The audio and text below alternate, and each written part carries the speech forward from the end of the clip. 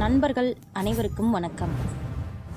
நம்ம வாழ்க்கையில் ஒரு விஷயம் நம்மை காப்பாற்றுங்கிற நம்பிக்கை இருக்கா? அந்த நம்பிக்கை உண்மையிலேயே அதிசயத்தை நடக்க வைக்குமா? இன்னைக்கு நான் சொல்ல போகிற கதை ஒரு மனிதன் தனது பக்தியால் அமாவாசையை கூட பௌர்ணமியாக மாற்றிய கதை. இந்த சம்பவம் நடந்தது தமிழ்நாட்டில் தான். அபிராமி அம்மனை உயிராக நேசித்த ஒரு பக்தர். அவரை எல்லோரும் அபிராமி பட்டர் என்று அழைத்தார்கள்.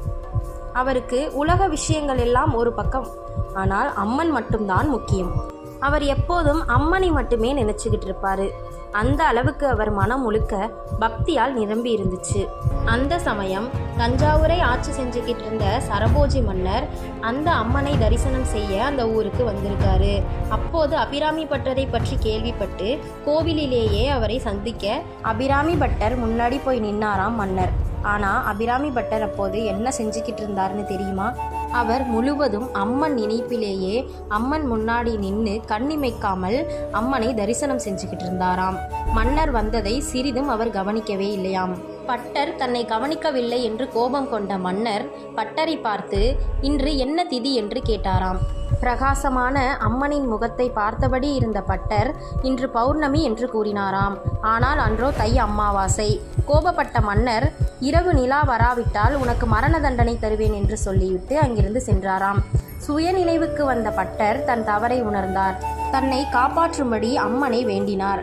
அமாவாசை என்று எப்படி நிலா வரும் என அங்கிருந்தவர்கள் அனைவரும் சிரித்தார்கள். அப்போது அபிராமி மீது அந்தாதி பாடல்களை பாடினார் பட்டர். 79வது பாடல் பாடும்போது காதில் அணிந்திருந்த தடாகம் என்னும் தோட்டை வானில் எறிந்தாள் அபிராமி. அது முழு நிலவாக பிரகாசித்தது. இதை பார்த்ததும் பட்டரின் உண்மையான பக்தியை கண்டு அவரிடம் மன்னிப்பு கேட்டார் மன்னர். இன்று வரை அபிராமி பட்டர் பாடிய அபிராமி அந்தாதி பலரின் வாழ்க்கையில் ஒளி தருகிறது. இந்த கதை நமக்கு ஒரு விஷயத்தை சொல்லித் தருது. உண்மையான பக்தி இருந்தால் கடவுள் நம்மை எப்போதும் காப்பாற்றுவார். இந்த மாதிரி இன்னும் பல ஆன்மீக கதைகள் கேட்கணும்னா நம்ம சேனலை லைக் பண்ணுங்க. நீங்களும் அம்மன் மேலே பக்தியுடையவராக இருந்தால் நம்ம சேனலை சப்ஸ்கிரைப் பண்ணுங்க. உங்கள் கருத்தை அபிராமி அம்மன் அருள்னு கமெண்ட்ல எழுதுங்க. நன்றி.